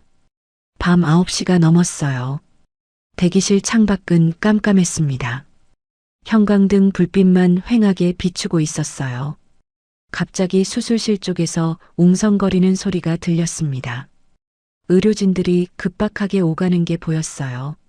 저는 벌떡 일어났습니다. 심장이 쿵쾅거렸어요. 무슨 일이에요? 무슨 일이 생긴 거예요? 저는 간호사에게 달려갔어요. 목소리가 떨렸습니다. 간호사가 손을 들어 저를 진정시켰어요. 잠깐 기다려주세요. 확인 중입니다. 저는 제자리에 서서 발을 동동 굴렀어요. 1분이 1시간처럼 느껴졌습니다. 머릿속으로 온갖 나쁜 상상이 스쳐 지나갔어요. 남편이 심장마비라도 일으킨 걸까? 손자가 출혈이 멈추지 않는 걸까? 잠시 후 간호사가 돌아왔습니다.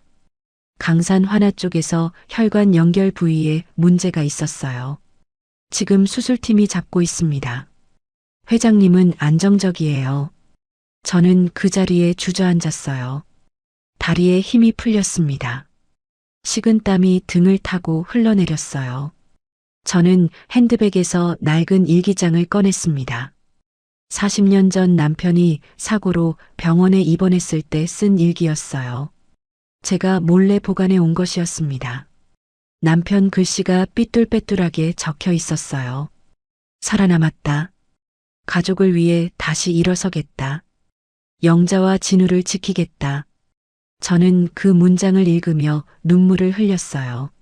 40년 전 남편도 이렇게 두려웠을 겁니다. 그래도 버텼어요. 이번에도 버텨줄 거라고 믿었습니다. 밤 11시가 넘었습니다. 드디어 수술실 문이 열렸어요. 집도의가 나왔습니다. 수술복이 땀범벅이었어요. 마스크 자국이 얼굴에 깊이 파여 있었습니다. 12시간 넘게 서서 수술을 한 것이었어요. 다리가 부들부들 떨리는 게 보였습니다. 저는 숨을 멈추고 의사를 바라보았습니다. 심장이 터질 것 같았어요. 머릿속이 하얘졌습니다. 의사가 마스크를 내리고 말했습니다. 지친 표정이었지만 입꼬리가 살짝 올라가 있었어요. 눈가에 주름이 잡혔습니다. 수술은 성공입니다. 저는 귀를 의심했어요. 제대로 들은 건가 싶었습니다. 강산이는 세간에 반응이 좋습니다. 회장님도 중간에 위기가 있었지만 잘 버티셨어요. 두 분 다 중환자실로 옮기겠습니다. 다리에 힘이 풀렸습니다. 저는 그 자리에 털썩 주저앉았어요. 눈물이 왈칵 쏟아졌습니다. 앞이 보이지 않았어요. 수연이 바닥에 무릎을 꿇고 오열했습니다. 진우가 벽에 기대어 울었어요. 어깨가 들썩거렸습니다. 감사합니다. 감사합니다. 저는 의사에게 연신절을 했어요. 무릎이 바닥에 닿았습니다. 40년 넘게 남에게 허리 숙여본 적 없는 제가 바닥에 엎드려 절을 했습니다. 잠시 후 남편이 이동 침대에 실려 나왔습니다. 산소 마스크를 쓰고 있었어요. 얼굴이 창백하게 질려 있었습니다. 눈은 감고 있었어요.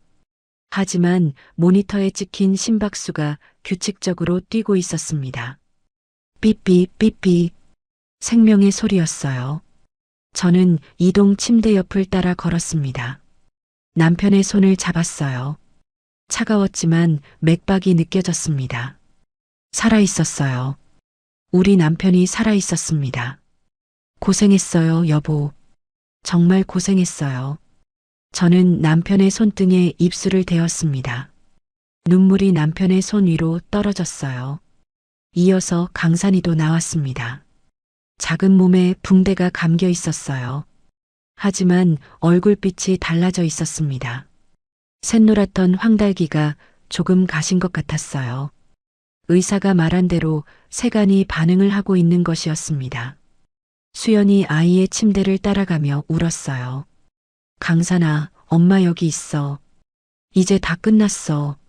이제 괜찮아. 저는 중환자실 유리창 앞에 섰습니다. 안에서 남편과 손자가 나란히 누워 있었어요. 할아버지와 손자가 같은 공간에서 회복을 기다리고 있었습니다. 남편의 간 일부가 손자의 몸속에서 새 생명을 시작하고 있었어요. 밤이 깊었습니다. 저는 유리창 앞을 떠나지 못했어요. 다리가 아팠지만 앉을 수 없었습니다. 두 사람이 눈을 뜰 때까지 지켜보고 싶었어요. 새벽 3시 남편이 처음으로 눈을 떴습니다. 마취에서 깨어난 것이었어요. 흐릿한 눈으로 주위를 둘러보았습니다. 천장의 형광등을 바라보다가 고개를 돌렸어요. 저와 눈이 마주쳤습니다. 남편의 입술이 달싹거렸어요. 산소 마스크 때문에 소리는 들리지 않았습니다. 하지만 저는 읽을 수 있었어요. 40년을 함께 살았으니까요. 애는 살았냐? 저는 고개를 끄덕였어요. 눈물이 볼을 타고 흘러내렸습니다. 유리창에 손을 짚고 큰 소리로 말했어요. 네, 살았어요. 당신이 살렸어요. 장하다, 최무룡. 남편이 희미하게 웃었습니다. 눈가에 주름이 잡혔어요. 안심한 표정이었습니다. 그리고 다시 눈을 감았어요. 편안한 얼굴이었습니다. 평생 본 적 없는 평화로운 표정이었어요. 저는 유리창에 이마를 대고 울었습니다. 감사했어요. 하늘에, 의사 선생님에게, 그리고 남편에게 모든 것이 감사했습니다. 40년 동안 원망하고 서러웠던 마음이 눈물과 함께 씻겨 내려가는 것 같았어요. 수술 후 일주일이 지났습니다. 남편과 강산이 모두 중환자실에서 일반 병실로 옮겨졌어요. 같은 병실을 쓰게 해달라고 부탁했습니다. 병원 측에서는 처음에 난색을 표했어요. 성인 환자와 소아 환자가 같은 병실을 쓰는 건 이례적이라고 했습니다. 하지만 제가 사정을 설명하니 특별히 허락해 주었어요. 할아버지와 손자가 나란히 침대에 누워 회복을 기다렸습니다. 남편은 수술 부위가 아직 아팠지만 투덜대지 않았습니다. 예전 같으면 아프다고 난리를 쳤을 거예요. 간호사한테 호통도 치고 제게 불평도 했을 겁니다. 하지만 이번에는 달랐어요. 오히려 강산이 침대 쪽만 바라보았습니다. 아이가 힘들어하면 간호사를 부르라고 호들갑을 떨었어요. 평생 자식에게도 안 해본 행동이었습니다. 강산이는 놀라운 회복력을 보여주었습니다. 아이들은 원래 그렇다고 의사가 말했어요. 세간이 몸에 적응하는 속도가 어른보다 훨씬 빨랐습니다. 황달기가 빠지고 얼굴에 혈색이 돌았어요. 눈동자가 맑아졌습니다. 어느 날 오후 강산이가 처음으로 침대에서 일어나 앉았습니다. 작은 손으로 배를 만지며 고개를 갸웃거렸어요. 할아버지 간이 여기 있어요? 남편이 피식 웃었습니다. 그래, 할아버지 간 한 조각이 내 뱃속에 들어가서 열심히 일하고 있어. 강산이가 배를 토닥토닥 두드렸어요. 할아버지 가나, 고마워. 열심히 일해줘. 저는 그 모습을 보며 눈물이 났습니다. 웃음이 나면서 울음이 났어요. 이렇게 평화로운 순간이 올 줄 몰랐습니다. 수술 후 보름이 지났습니다. 남편이 먼저 퇴원했어요. 아직 완전히 회복된 건 아니었지만 집에서 요양하기로 했습니다. 강산이는 일주일 더 입원해야 했어요. 면역 억제제를 조절해야 했거든요. 남편이 퇴원하는 날 예상치 못한 일이 벌어졌습니다. 병원 로비에 기자들이 몰려 있었어요. 이번에는 세라가 보낸 기자들이 아니었습니다. 최무룡 회장님, 손자에게 간을 기증하셨다는 게 사실입니까? 숨겨진 손자를 위해 목숨을 건 수술을 하셨다면서요? 기자들의 질문이 쏟아졌습니다. 남편이 당황한 표정을 지었어요. 저도 어리둥절했습니다. 알고 보니 병원 관계자가 미담으로 언론에 제보한 것이었어요. 69살 고령의 할아버지가 간 만난 손자를 위해 간 이식 수술을 했다는 이야기가 퍼진 것이었습니다. 남편은 원래라면 기자들을 쫓아냈을 거예요. 하지만 이번에는 달랐습니다. 잠시 망설이더니 마이크 앞에 섰어요. 목소리가 낮았습니다. 내가 사업한다고 가정에 소홀했습니다. 아들한테도 며느리한테도 못할 짓을 많이 했어요. 손자들이 6년 동안 고생한 것도 다 내 탓입니다. 기자들이 조용해졌어요. 남편의 눈시울이 붉어졌습니다. 간 하나 떼어준 게 뭐 대단한 겁니까? 그동안 진 빚에 비하면 아무것도 아닙니다. 앞으로 남은 인생은 가족한테 잘하면서 살겠습니다. 남편이 허리를 숙여 인사하고 돌아섰어요. 기자들이 더 질문을 던졌지만 남편은 대답하지 않았습니다. 저는 남편의 손을 잡았어요. 손이 떨리고 있었습니다. 평생 남 앞에서 약한 모습을 보인 적 없는 사람이 얼마나 힘들었을까요? 집으로 돌아왔습니다. 낯선 풍경이 펼쳐져 있었어요. 거실에 아이들 장난감이 놓여 있었습니다. 작은 자동차, 블록, 인형들이 카펫 위에 흩어져 있었어요. 냉장고에는 아이들 간식이 들어 있었습니다. 우유, 치즈, 과일이 가득했어요. 현관 옆에는 작은 신발 2켤레가 가지런히 놓여 있었습니다. 수연이 미리 와서 준비해 놓은 것이었어요. 이 집에 아이들이 살게 된다는 게 실감이 났습니다. 남편이 거실 소파에 앉았어요. 주위를 둘러보았습니다. 예전 같으면 장난감이 어질러져 있다고 호통을 쳤을 거예요. 치우라고 고함을 지르고 집이 돼지우리 같다고 불평했을 겁니다. 하지만 남편은 장난감 로봇을 집어들었습니다. 강호가 선물한 그 낡은 로봇이었어요. 한참을 들여다보았습니다. 눈빛이 부드러워져 있었어요. 이 녀석 팔이 부러졌네. 남편이 혼잣말을 했어요. 그러더니 서재에서 본드를 가져와 로봇 팔을 붙이기 시작했습니다. 투박한 손으로 조심조심 작업했어요. 저는 그 모습을 보며 가슴이 뭉클했습니다. 일주일 후 강산이도 퇴원했습니다. 온 가족이 공항 마중 나가듯 병원 로비에 모였어요. 강호가 풍선을 들고 있었습니다. 진우와 수연이 들것을 밀고 나왔어요. 강산이가 손을 흔들었습니다. 할머니, 할아버지. 작은 목소리였지만 힘이 있었어요. 저는 달려가 아이를 안았습니다. 조심조심 수술 부위가 아프지 않게요. 아이의 체온이 따뜻했습니다. 살아있다는 게 느껴졌어요. 집으로 오는 차 안에서 강산이가 창밖을 보며 물었습니다. 우리 이제 할머니 집에서 살아요? 저는 고개를 끄덕였어요. 그래, 이제 같이 살자. 할머니가 맛있는 거 많이 해줄게. 강호가 끼어들었어요. 나 불고기 좋아해요. 할머니 불고기 해줄 수 있어요? 남편이 웃었습니다. 불고기는 할아버지가 해줄게. 할아버지가 원래 요리를 잘해. 저는 깜짝 놀랐어요. 남편이 40년 동안 부엌에 들어간 적이 없거든요. 남편이 제 표정을 보더니 멋쩍게 웃었습니다. 이제부터 배우면 되지. 집에 도착하니 수연이 상을 차려놓았습니다. 미역국이 김이 모락모락 났어요. 아이들이 좋아하는 반찬들이 가득했습니다. 저는 수연의 손을 잡았어요. 고생했다, 며느리야. 수연의 눈에 눈물이 그렁그렁 맺혔습니다. 6년 만에 처음 듣는 말이었을 거예요. 식사 시간이었습니다. 6인용 식탁에 온 가족이 둘러앉았어요. 남편, 저, 진우, 수연, 강호, 강산. 빈자리 없이 꽉 찼습니다. 의자를 다닥다닥 붙여야 했어요. 예전에는 남편과 저 둘만 마주보고 밥을 먹었습니다.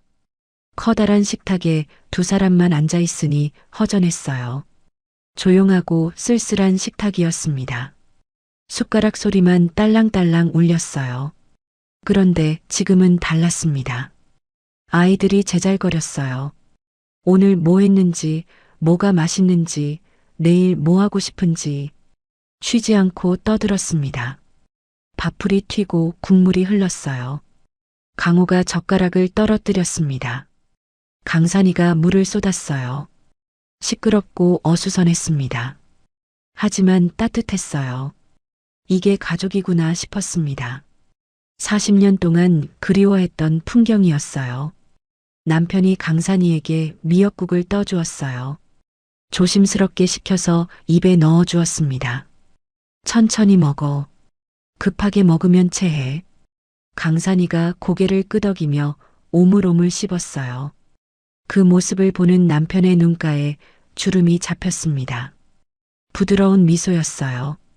40년을 같이 살면서 본 적 없는 표정이었습니다. 식사 후 저는 베란다에 나갔습니다. 해가 지고 있었어요.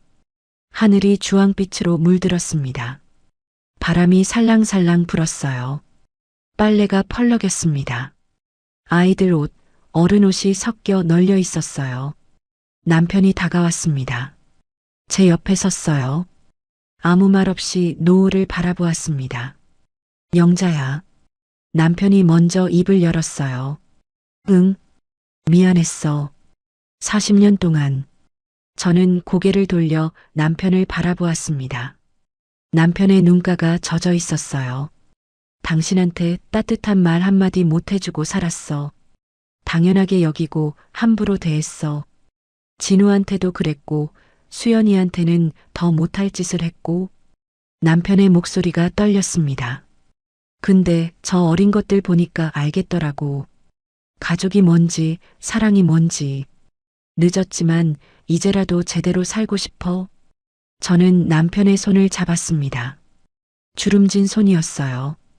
40년의 세월이 묻어있는 손이었습니다. 늦지 않았어요.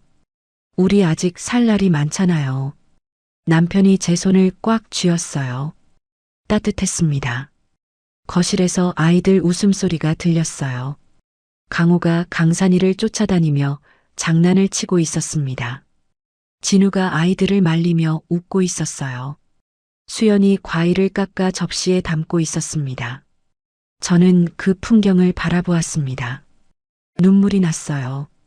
행복해서 나는 눈물이었습니다. 결혼식 날 저는 기절했습니다. 아들과 똑같이 생긴 쌍둥이들을 보고 하늘이 무너지는 줄 알았어요. 세상이 끝난 줄 알았습니다. 하지만 그 순간이 우리 가족이 진짜 가족이 되는 시작이었어요. 끝이라고 생각한 것이 시작이었습니다. 간이 생명을 살리는 거라면 그 간은 남편에게서 손자에게로 흘러갔어요. 69살 할아버지의 간 한 조각이 5살 손자의 몸속에서 새 생명을 시작했습니다. 하지만 사랑은 반대로 흘러왔어요. 손자들이 할아버지의 마음을 녹였습니다. 그리고 그 따뜻함이 온 가족에게 퍼져나갔어요. 저는 68살에 처음으로 진짜 가족을 얻었습니다. 늦었지만 늦지 않았어요. 우리에게는 아직 함께할 시간이 남아 있으니까요. 10년이 될지 20년이 될지 모르지만 남은 시간 동안 우리는 진짜 가족으로 살 것입니다. 창밖으로 첫 번째 별이 떴습니다. 저는 손을 모으고 빌었어요. 이 행복이 오래가기를, 우리 가족 모두 건강하기를, 그리고 강산이 뱃속의 할아버지 간이 오래오래 열심히 일해주기를요. 거실에서 아이들이 할아버지를 불렀습니다. 할아버지, 같이 놀아요. 남편이 제 손을 놓고 거실로 갔어요. 아이들 사이에 앉았습니다. 로봇을 들고 아이들과 놀기 시작했어요. 서툴렀지만 행복한 얼굴이었습니다. 저는 베란다에 기대어 그 모습을 지켜보았습니다. 이 순간을 평생 기억할 것 같았어요. 40년을 기다린 보람이 있었습니다. 오늘의 사연 어떠셨나요? 사연이 마음에 닿았다면 더 좋은 사연으로 찾아뵐 수 있도록 구독과 좋아요를 눌러주세요. 그리고 사연의 주인공을 위한 따뜻한 말씀도 댓글로 부탁드립니다. 여러분의 오늘을 응원합니다. 인생 소풍이었습니다.